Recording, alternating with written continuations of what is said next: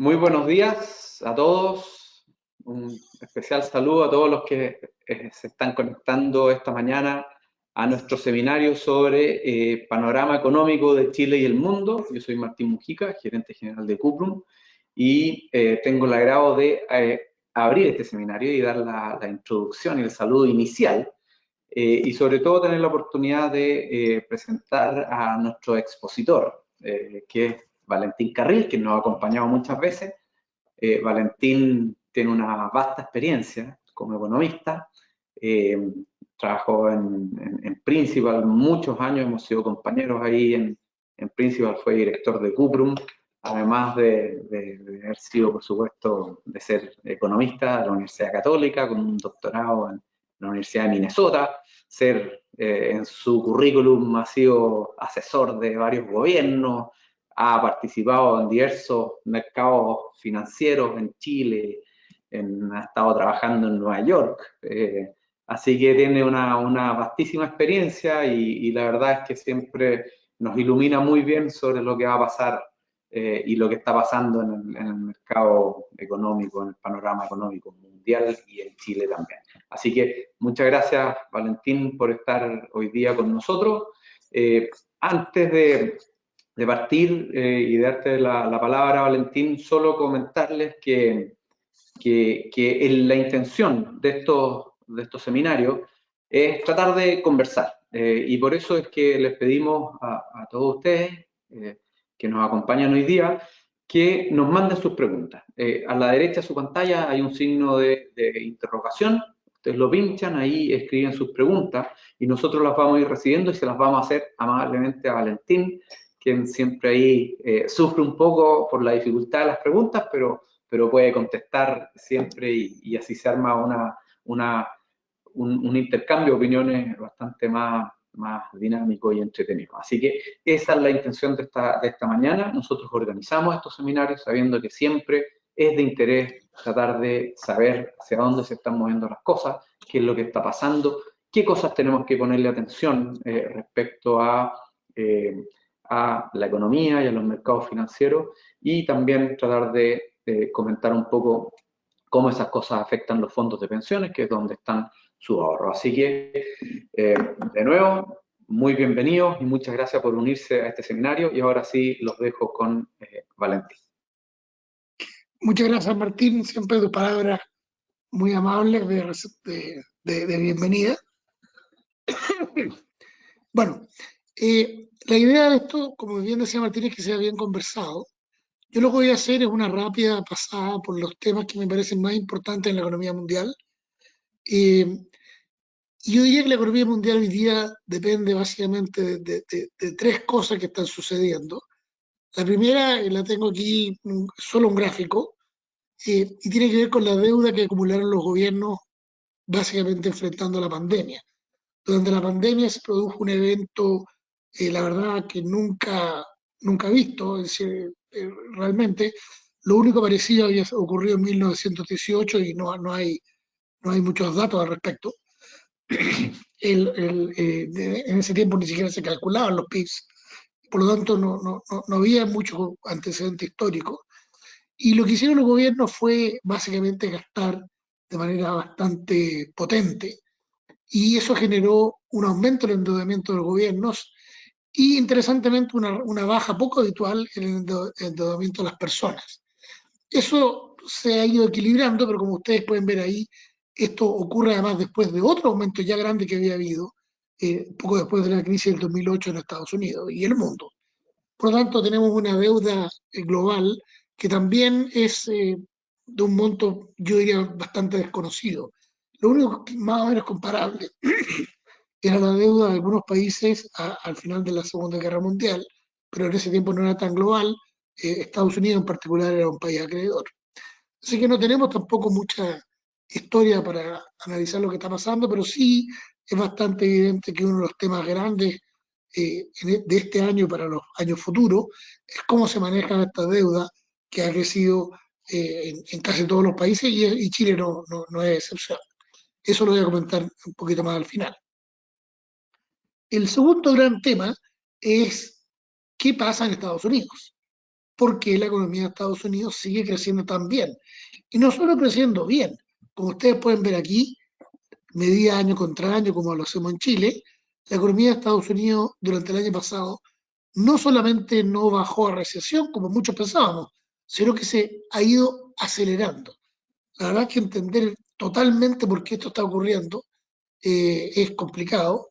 Yo diría que hay un par de elementos interesantes. Uno de ellos es la innovación y la flexibilidad de la economía americana, todo el aumento en el uso de herramientas computacionales para mejorar eficiencia, incluyendo inteligencia artificial. Y yo pensaría que también la inmigración muy potente que ha tenido Estados Unidos, por muy ilegal que sea, son personas que llegan en su enorme mayoría a trabajar, y eso también ha generado un shock de oferta positivo por el lado del mercado laboral, que además sigue, como ustedes saben, seguramente muy fuerte, con mucha demanda por trabajo. Por lo tanto, la economía ha ido acelerando, desafiando a todos los analistas y a mí también. Yo quizás era un poco menos pesimista que el resto, pero todos nos equivocamos.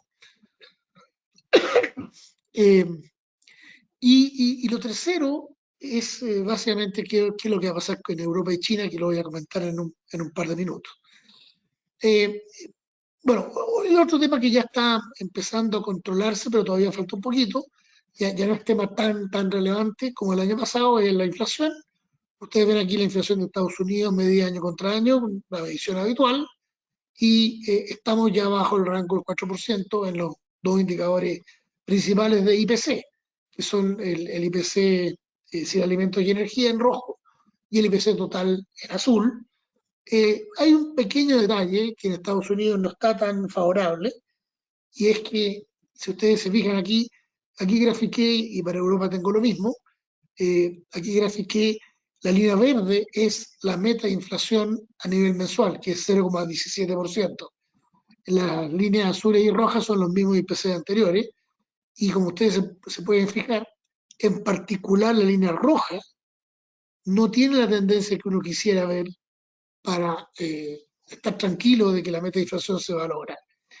Hoy día se publica, bueno, yo estoy en Estados Unidos hoy día, y hoy día se publica acá, el FED publica su decisión de tasa de interés, el consenso es que no va a variar la tasa, quizá un poco por este mismo que les estoy mostrando, y también va a publicar sus nuevas estimaciones para el año, que yo creo que no van a cambiar mucho, por lo tanto, pese a que el mercado la está mirando, yo creo que no va a traer ninguna gran noticia. Entonces, de los tres motores grandes de la economía mundial, uno de ellos, que es Estados Unidos, está creciendo muy bien, y eso es por supuesto, muy bienvenido. Un comentario que esto lo quise hacer por dos razones, pero yo diría la principal es darles un contexto de lo poco precisa que son las cifras económicas. Y esto tiene que ver con la discusión que hay en Chile hoy día. Eh, este es un cálculo de cuál sería el IPC de Estados Unidos si mantuviéramos el método previo a 1983 para medir la inflación habitacional. Los detalles del cálculo, francamente, no los conozco en detalle, pero esto está producido por un amigo mío, doctor de economía, que creo que lo hizo bien. Y si ustedes se fijan, la medición de IPC hubiese sido bastante distinta a lo largo de los años. La amarilla es la construida por este profesor, y la azul es la oficial, particularmente después de la pandemia hubiera sido muy distinto.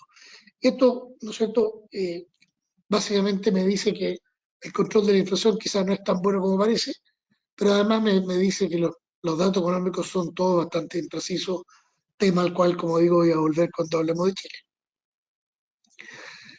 Aquí está la inflación anual en Europa. En Europa la inflación anual también está bajando bastante bien, ya vamos en 3%, básicamente en 2,6 en realidad la inflación total, y 3,1 la subyacente, que excluye alimentos, energía y cigarrillos. El caso de Europa, en todo caso, por el lado mensual, es mejor. Aquí la línea roja es la meta, igual que en Estados Unidos, y las líneas no son inflación en sus dos componentes, sino la de la Unión Europea y de la zona euro. Aquí hay un mal dato, el último mes la inflación fue 0,6, que es un muy mal dato, pero el promedio de los últimos 6 meses es bastante bueno, no así en el caso de Estados Unidos. Por lo tanto, en Europa la inflación se ve también bastante controlada dentro de un rango razonable. No traje nada de China en la presentación, porque la verdad que con el año nuevo chino no hubo grandes datos. Se publicó una mantención bastante estable de la producción industrial, creciendo 7%, y una leve baja, pero yo diría no demasiado significativa, de las ventas minoristas en 5,5. La inflación sigue por debajo del 1%, por lo tanto China no ha cambiado demasiado su situación, y como digo, en esta época del año no tenemos grandes datos nuevos de China para realmente analizarlo. Yo diría que la economía china va a seguir más o menos como el año pasado, creciendo de verdad tipo 3,5%, aunque ellos publiquen 5%. Eh, y va a ser un aporte relevante, pero no tan grande como en el pasado, para la economía mundial. O sea, tenemos dos motores andando bien. Y no lo dije, se me olvidó, pero me corrijo. Europa está con crecimiento esencialmente cero y no se ve que eso vaya a cambiar demasiado. En particular, las protestas muy fuertes que hay en varios de los países más grandes, incluyendo España, Francia y otros, por la política agropecuaria de la zona euro, son eventos que obviamente desaceleran el PIB porque entorpecen el transporte, la producción, etc. Así que de Europa no se puede esperar demasiado, pero por suerte tenemos dos motores que andan bastante bien. Crecimiento quizá en torno al 2% en Estados Unidos, 3,5% en China, 0% en Europa.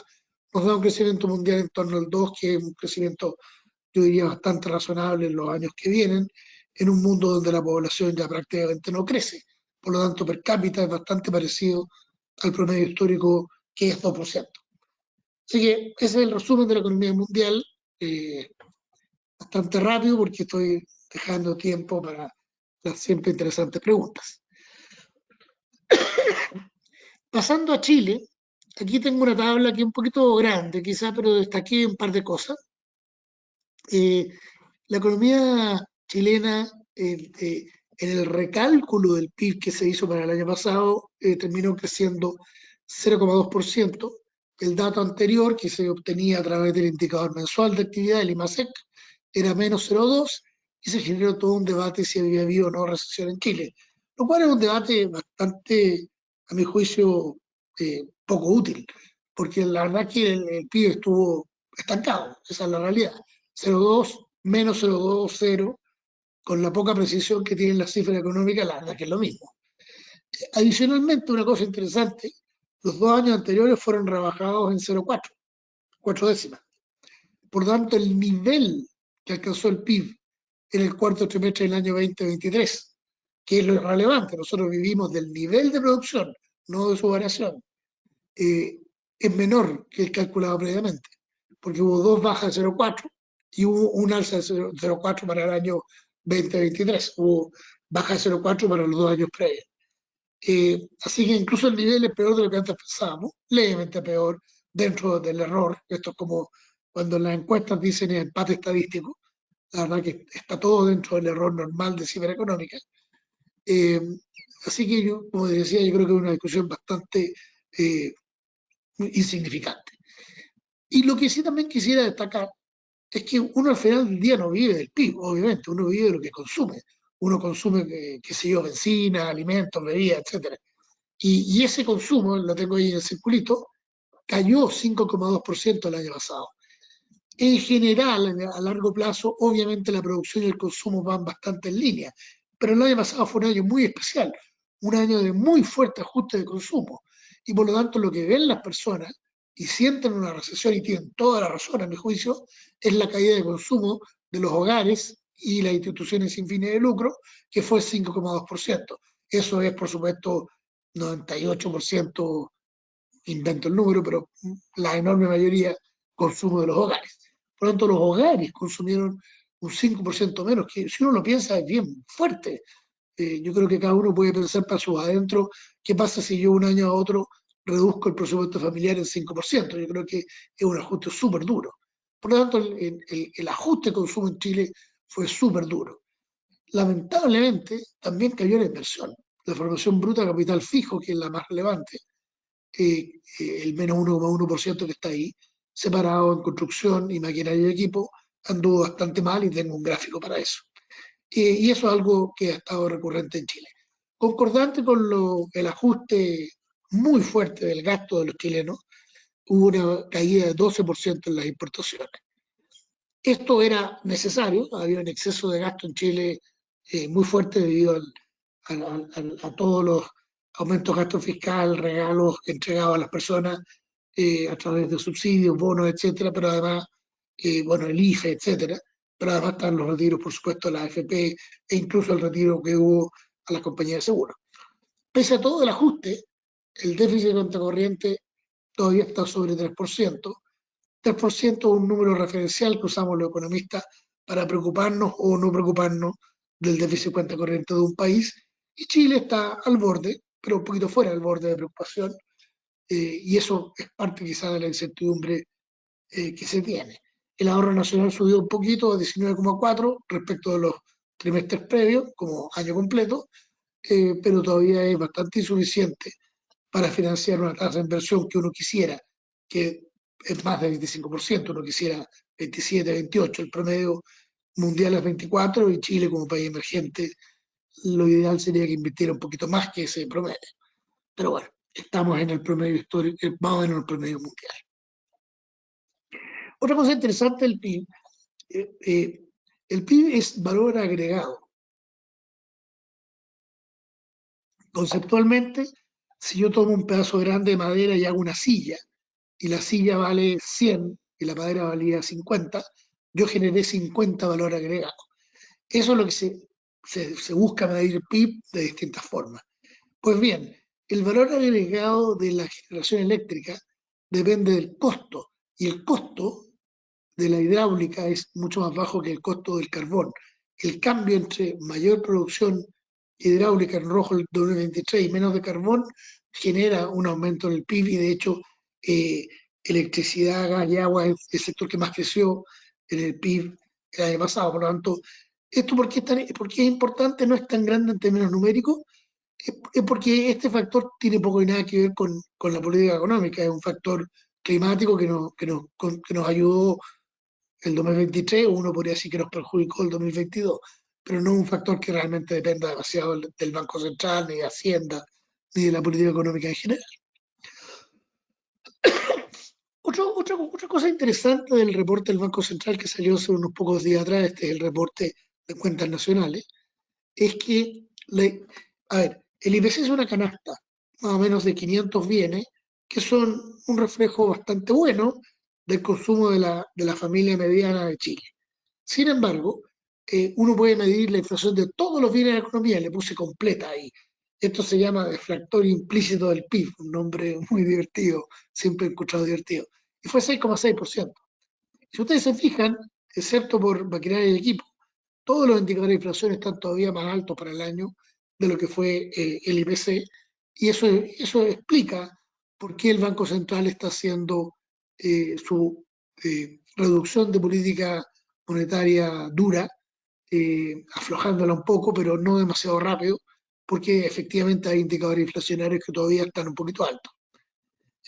Hubo también un debate ahí entre dos de mis antiguos jefes o profesores, Roberto Sares diciendo que había que bajar la tasa fuerte y Vittorio Corvo diciendo que había que bajarla más bien lento.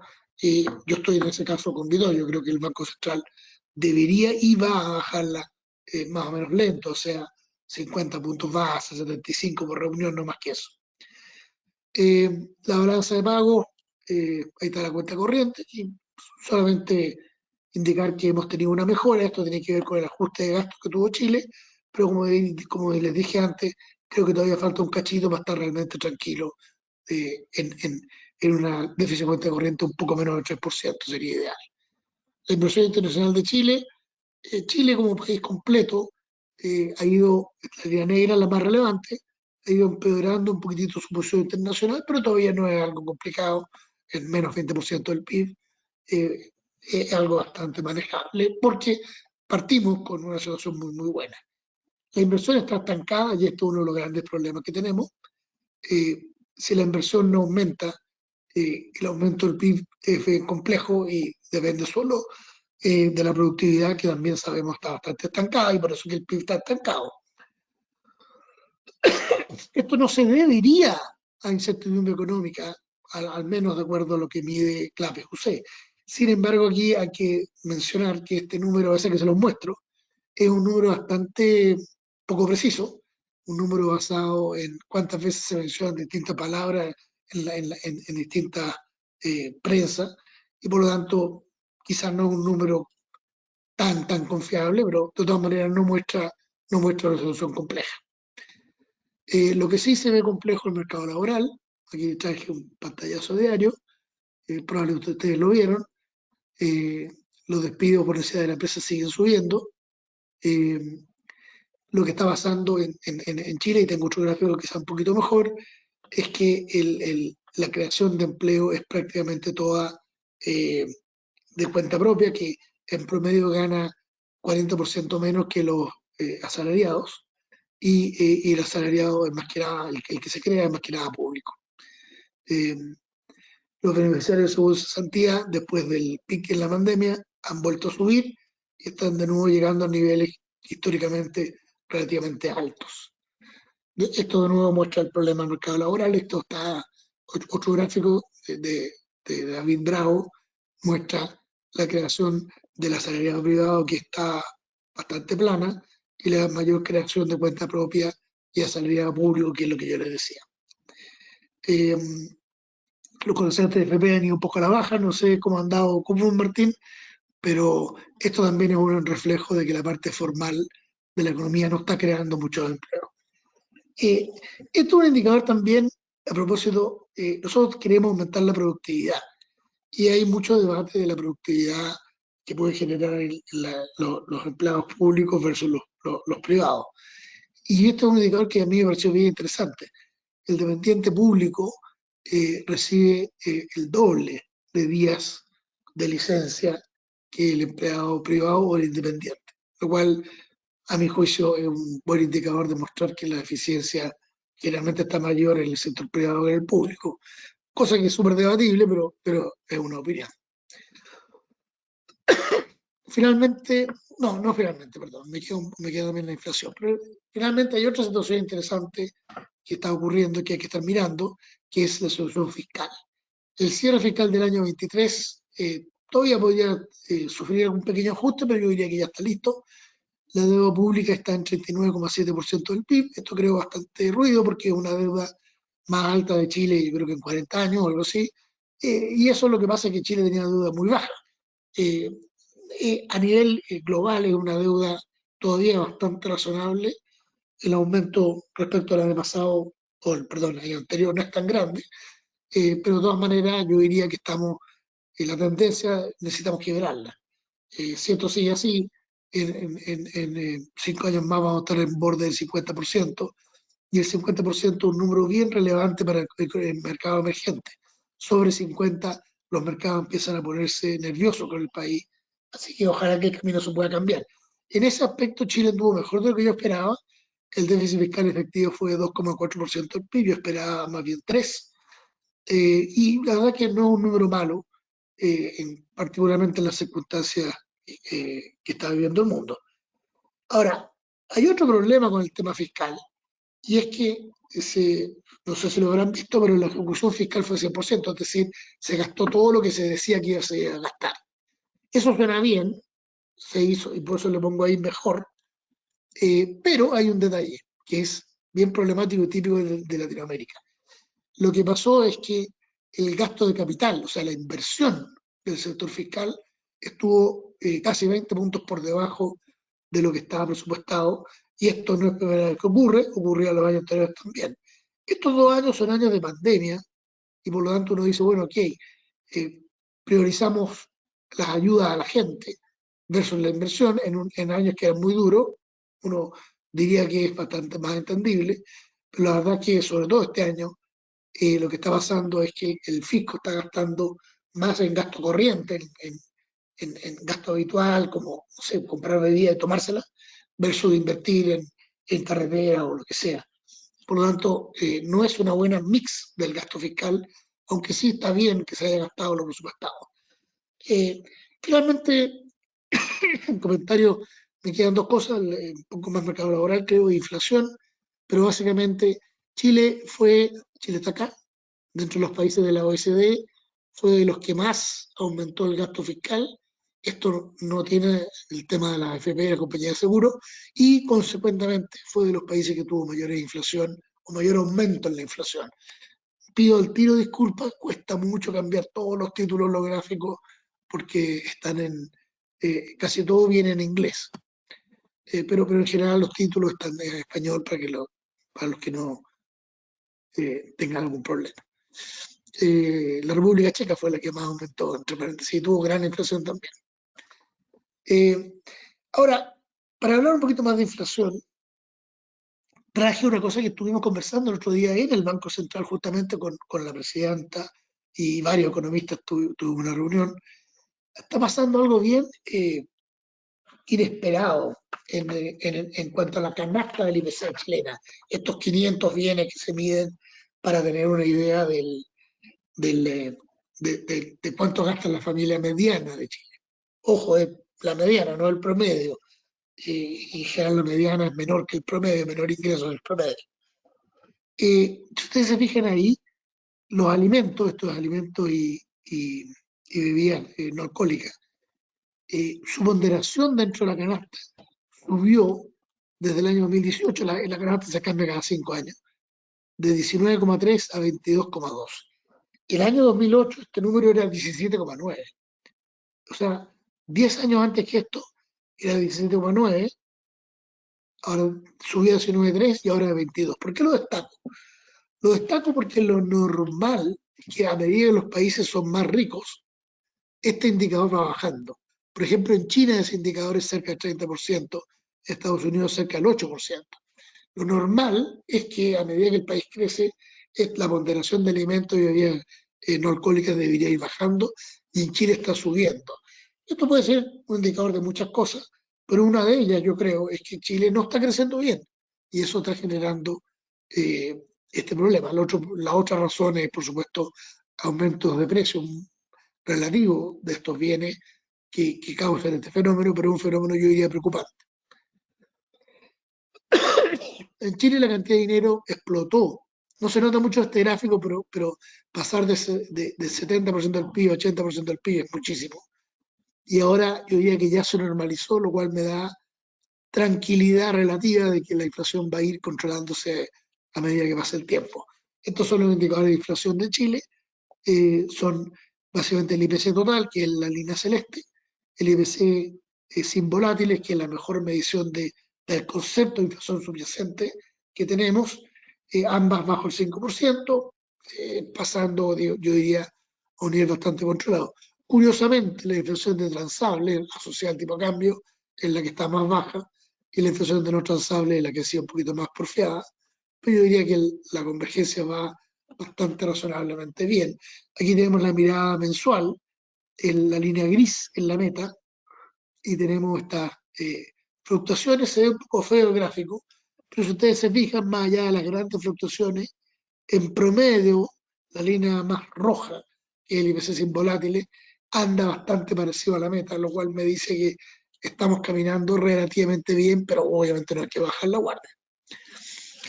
Ok, lo dejamos hasta ahí entonces y espero que haya muchas de sus preguntas siempre interesantes. Ya veo aquí varias chutas y hartas.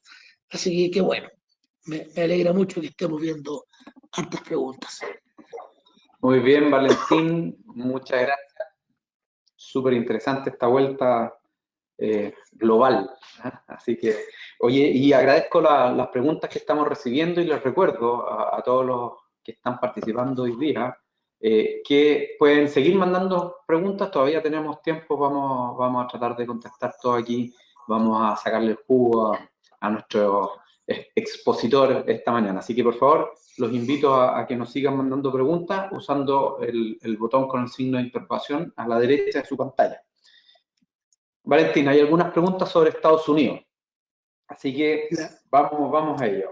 Si bien se ha ido diluyendo la idea de recesión en Estados Unidos, ¿qué pasa con la deuda de ese país? Y si además nos comentas que, dado que la economía de Estados Unidos está creciendo y firme, ¿qué debemos esperar de la inflación y cómo es la relación entre crecimiento e inflación?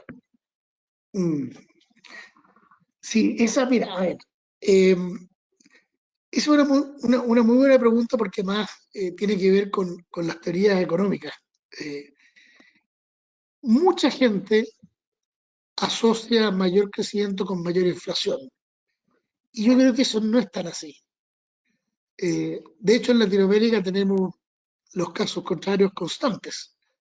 Pensemos, no me quiero ir tanto al extremo, pero por ejemplo, mirando Argentina, la inflación es desbocada y el país no crece. Turquía, la inflación es muy alta y tampoco, el país tampoco crece. Y de hecho, los países que al final del largo plazo crecen más, en general, si uno lo piensa, son países que controlan bastante bien la inflación. Por ejemplo, Suiza. Suiza controló notablemente la inflación durante eh, todo el periodo eh, de pandemia y es un país que es súper rico y es rico porque creció, porque en el largo plazo ha crecido. Y sí, lo mismo se podría decir de Estados Unidos, etcétera. Entonces, la idea de asociar de manera muy fuerte inflación con crecimiento, yo creo que no es correcta. No digo que no haya cero relación, a veces la hay, pero no es una cosa que uno pueda confiar que va a ocurrir siempre. Y de hecho, ha fallado un poco en el mundo en el último tiempo. Dicho eso, lo que está pasando en Estados Unidos, para entrar un poquito más en detalle, es que la economía, yo creo, está teniendo los shocks positivos que les mencioné. Eso ha generado un crecimiento acelerando en un ambiente que parecía que no podía ser así, básicamente por la política monetaria contractiva. Lo que sí pasó en Estados Unidos y que se reporta quizás menos de lo que uno quisiera, es que el gasto fiscal ha seguido subiendo muy fuerte, esas políticas expansivas ya hacen crecer más y está acumulando una deuda cada vez más alta. Hay distintas mediciones, porque parte de la deuda la tiene el Banco Central y el Banco Central entrega toda su utilidad al gobierno, por lo tanto un poco deuda del bolsillo izquierdo con el bolsillo derecho, pero más allá de eso está cerca del 100% del PIB, que es una deuda preocupante, pero para un país como Estados Unidos que emite la moneda mundial y todo el mundo le presta a tasas de interés bastante razonables, yo diría que no es un tema especialmente preocupante. Recordemos que hay países con deudas mucho mayores, esos sí han tenido problemas, pero Japón tiene una deuda mucho mayor y así hay otros también, como, bueno, en Europa, Italia y algunos otros. Sí, yo diría, es un tema, sí, ojalá que la deuda no creciera, pero no es un tema acuciante en una economía que tiene una facilidad muy grande para endeudarse. Muy bien, muchas gracias. Saliendo un poco de tu zona de mayor expertise, que es Latinoamérica y probablemente Estados Unidos, hay una pregunta sobre India. ¿Qué nos puedes comentar sobre India y lo que está pasando en India, Valentín? Sí, a ver, yo diría que en India, aparte que efectivamente, bien, bien, gracias Martín por protegerme, no es una economía que yo analice tan en detalle.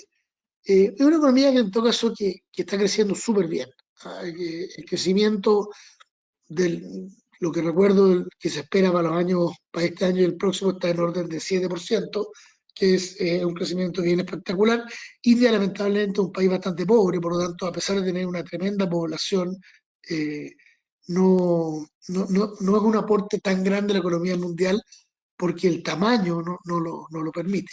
Si India siguiera creciendo al 7% o similar durante varios años, empezaría a pasar lo que pasó con China. Una vez que logra el tamaño como para afectar a la economía mundial, sería un efecto súper positivo. Pero como economía anda bien.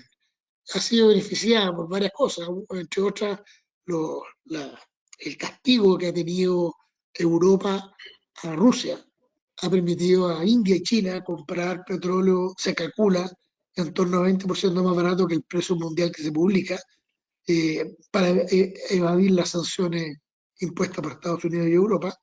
así que ellos son grandes importadores de petróleo, por lo tanto eso los ha beneficiado. Pero al final lo más importante en India ha sido el manejo económico de Modi, que lo hizo muy bien en la provincia de Gujarat. Y yo diría que pese a las muchas dudas, lo ha hecho bastante bien con India en completo, liberalizando y permitiendo mayor economía libre. Pero, como digo, no es una economía que yo conozca demasiado. Muy bien. Valentín, si quieres, deja de compartir la pantalla, así nuestros Perdón, invitados pueden tener tu imagen más grande. pero un momento, yo ya le... Ah, Ahí, ya. Ahí te pueden ver más en sí, estaba viendo completo. un poco de India. No, está muy bien. Valentín, vamos a ver una pregunta que siempre sale. El dólar. ¿Cuándo se espera que el dólar se empiece a regular y baje los 900? Pregunta este invitado que él cree que va a bajar de los 900 de todas maneras. La pregunta es ¿cuándo? ¿Qué opinas tú? Eh, Mira, eso es bien interesante. La reunión a la cual hacía referencia antes en el Banco Central, éramos quizás más o menos como 10 economistas, todos creíamos que el tipo de cambio estaba demasiado alto a 9,80.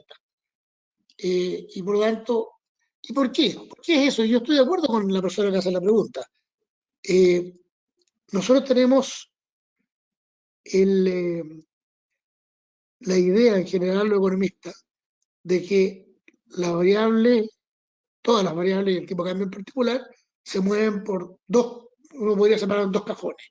Por un lado están los fundamentos de largo plazo y por otro lado están los eventos más transitorios de corto plazo. Los fundamentos de largo plazo nosotros nos dicen que el tipo de cambio de Chile debería estar más bajo de lo que uno lo ve.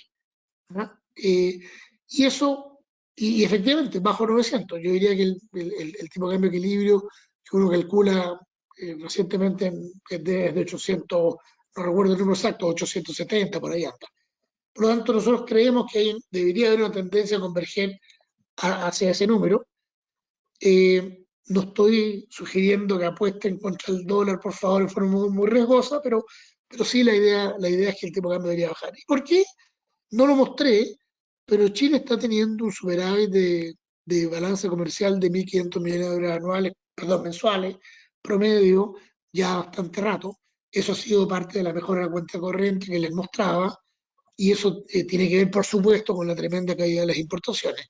Entonces, a este tipo de cambio, parece que Chile, importar es muy caro para la gente y exportar es conveniente, por lo tanto, a largo plazo uno debería esperar que el tipo de cambio vuelva a bajar. A corto plazo, ¿por qué está más alto? Yo creo que hay altos factores ahí. Está el tema que les decía de la incertidumbre, que la medición quizás no está tan buena.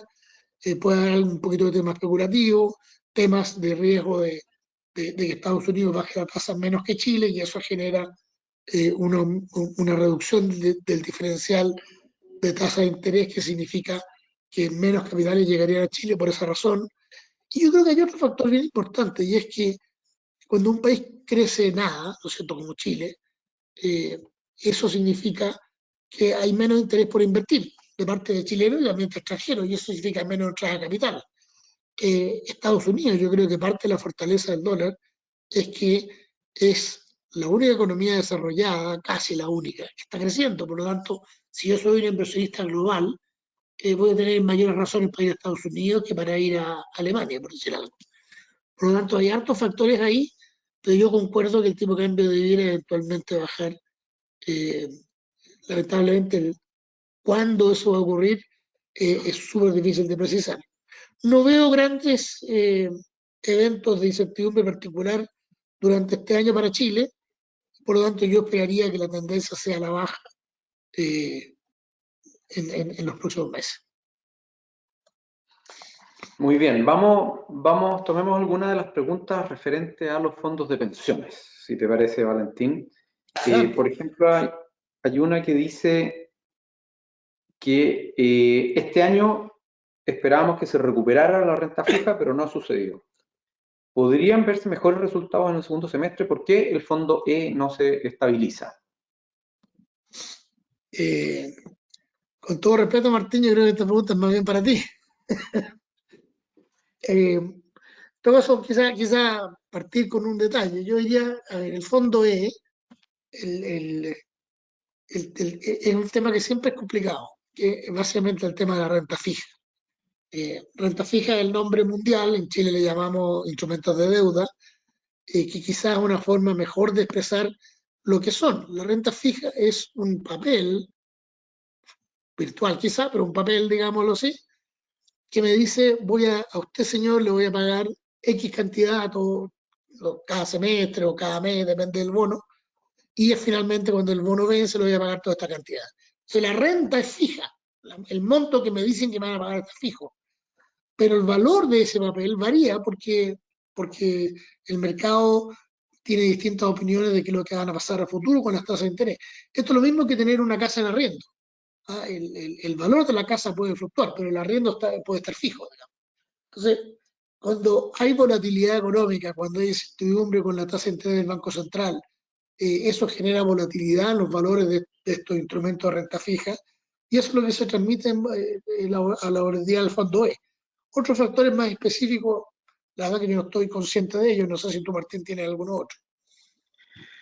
Sí, mira, yo quizá comentar y un poquito como información. Efectivamente, este año el fondo E va rentando 0% en el acumulado del año. ¿Ah?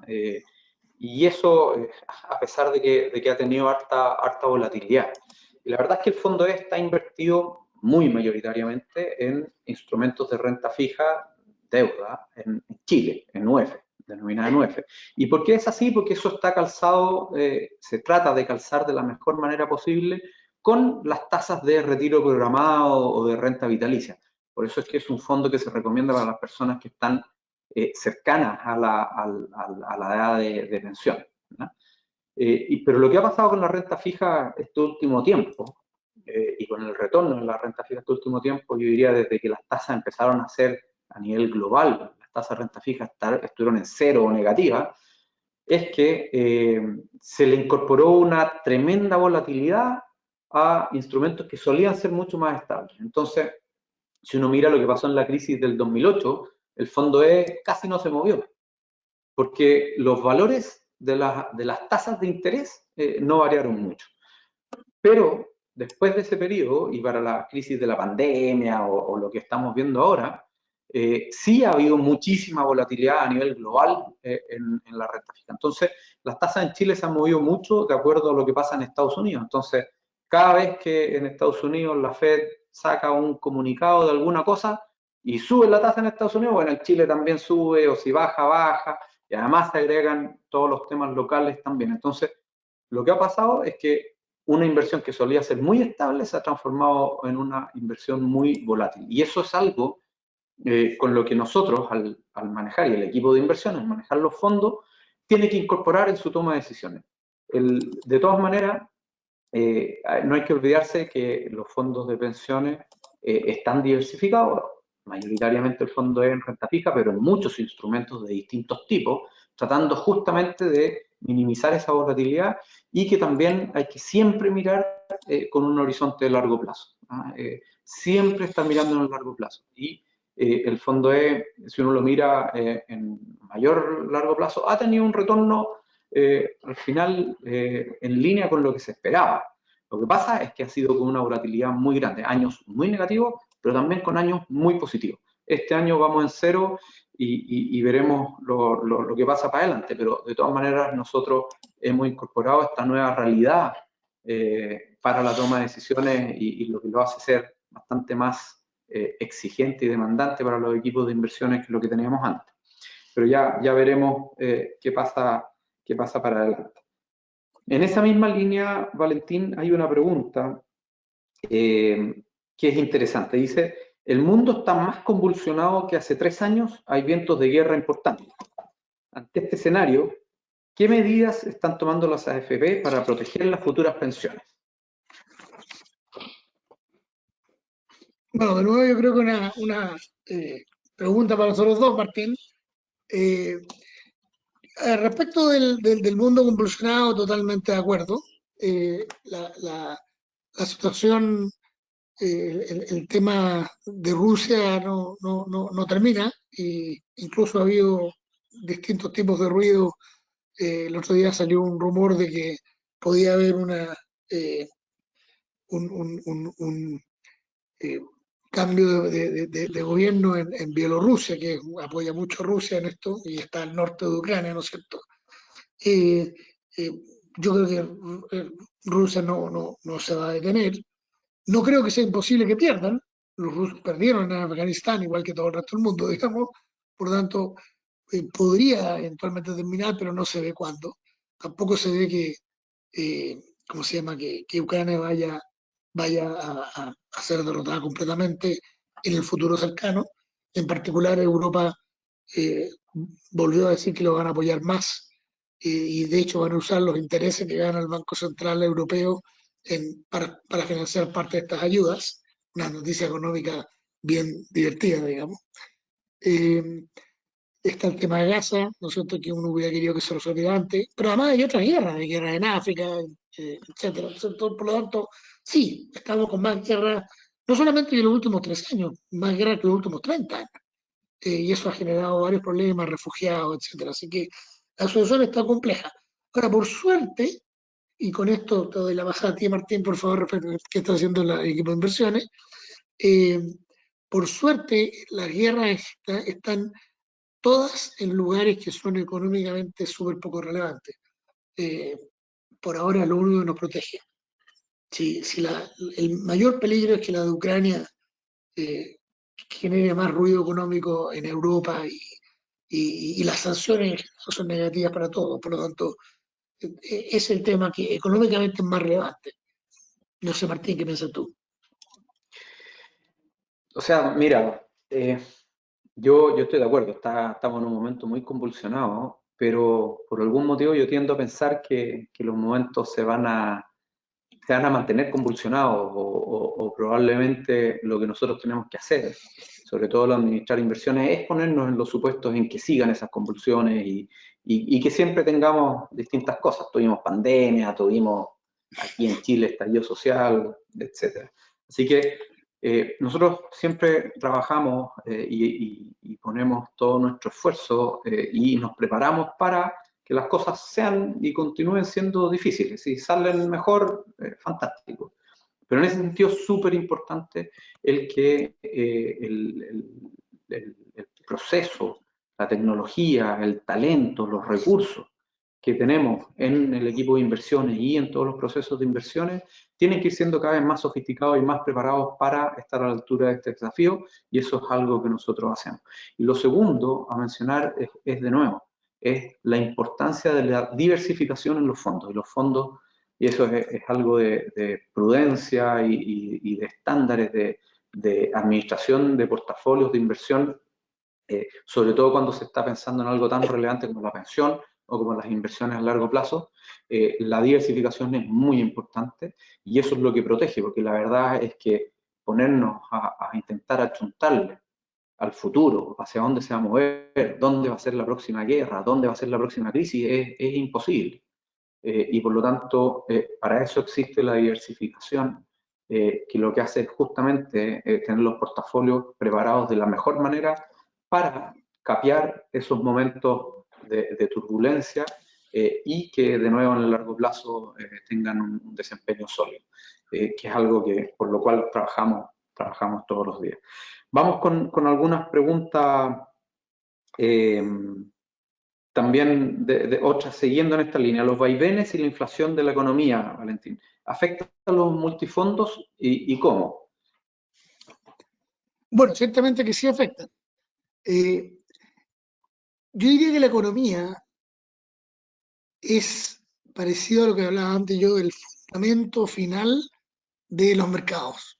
Los mercados se mueven en forma difícil de predecir, a veces bastante volátil, como comentábamos recién, y eso tiene que ver con muchos factores, pero uno de ellos es el factor económico.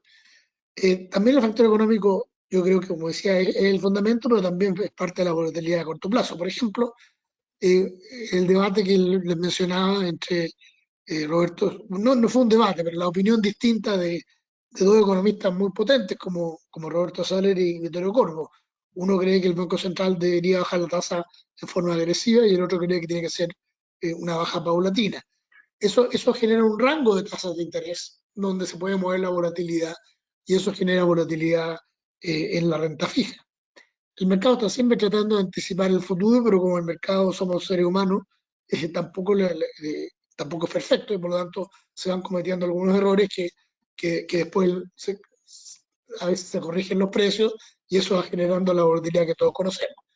Respecto de las otras inversiones que se hacen, inversiones, por ejemplo, accionarias o similares, alternativos, eh, obviamente que una economía que crece genera más posibilidades de utilidad para las empresas y eso es positivo para las acciones.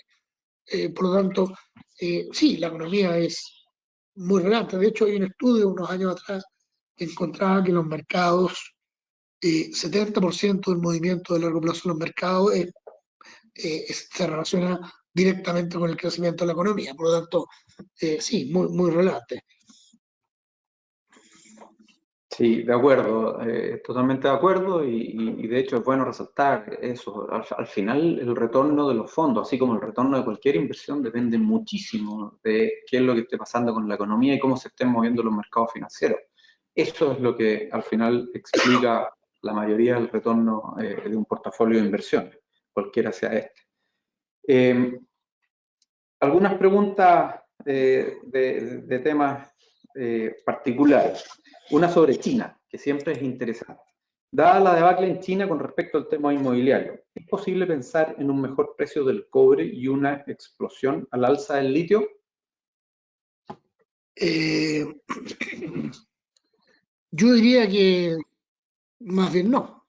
Ah, a ver, como dije antes, yo creo que China está de verdad creciendo en torno al 3,5%, aunque ellos publican 5%.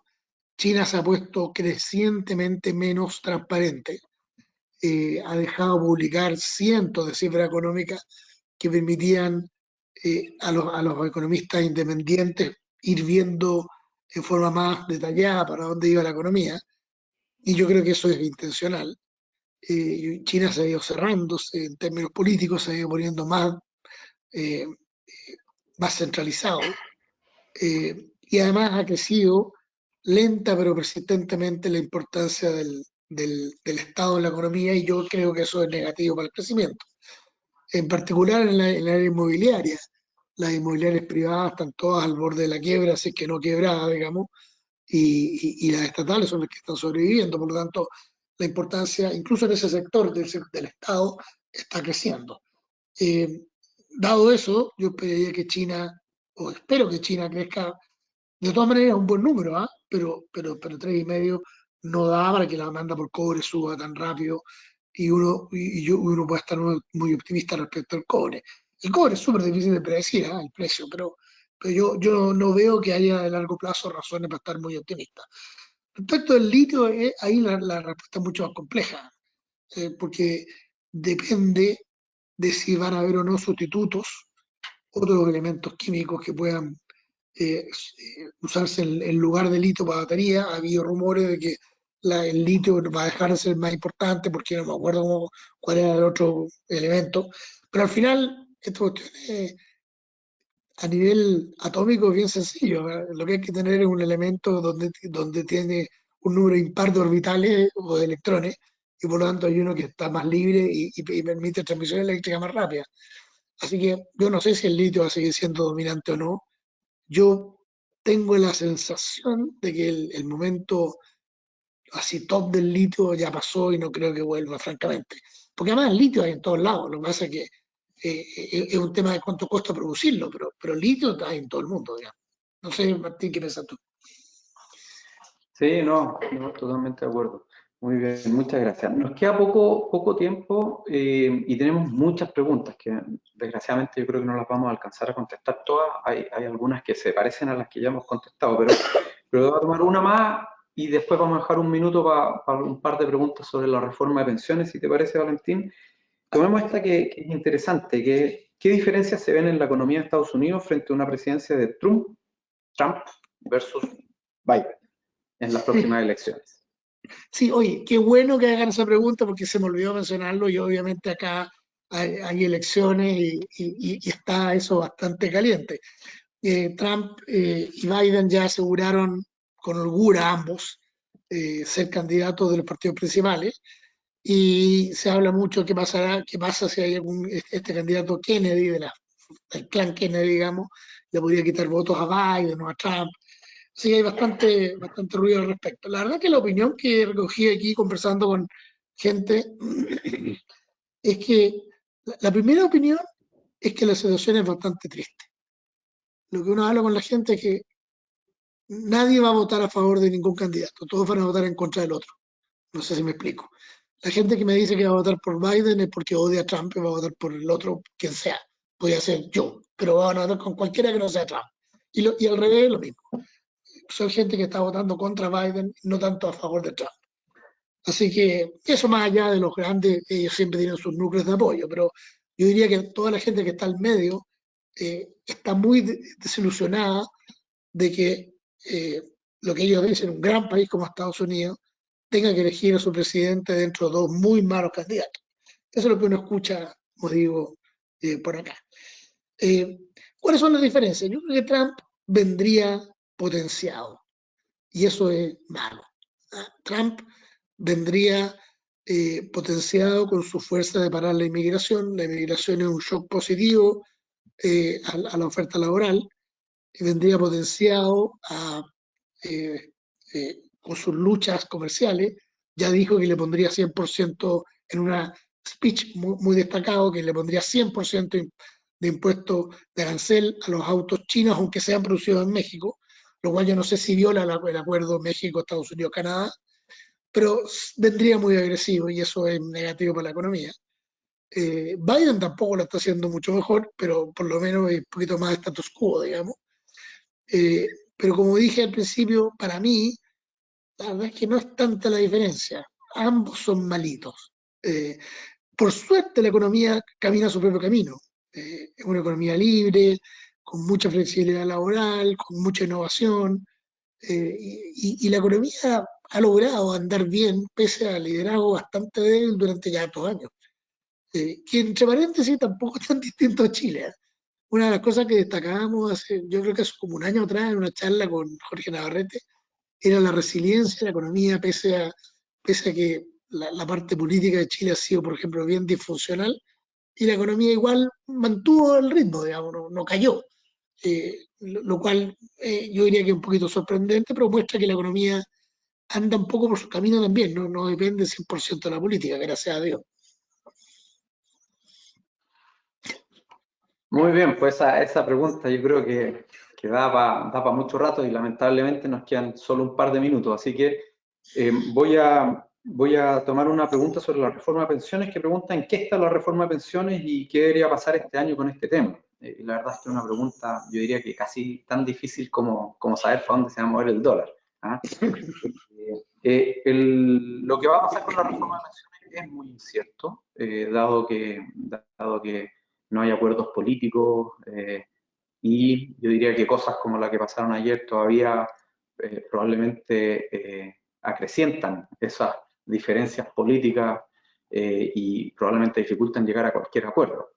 Nosotros tenemos una posición bastante clara respecto a la reforma de pensiones y creemos que la reforma que ha planteado el gobierno no es una reforma buena porque no va en favor de los afiliados de subir las pensiones de manera sostenible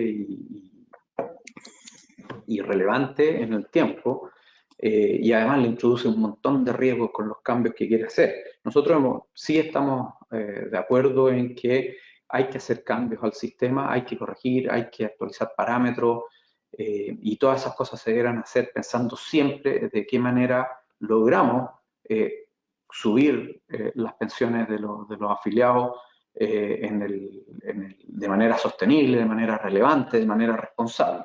Así que nosotros hemos hecho varias propuestas en este sentido y creemos que una buena reforma debiera siempre enfocarse a las verdaderas causas de las bajas pensiones, que son las lagunas previsionales, es el bajo retorno de las inversiones por las limitaciones que tiene, es la baja tasa de cotización, es el mercado informal, Pero la verdad, y con eso engancho con otra pregunta que también se hizo, que tiene que ver con esta propuesta de separar la industria.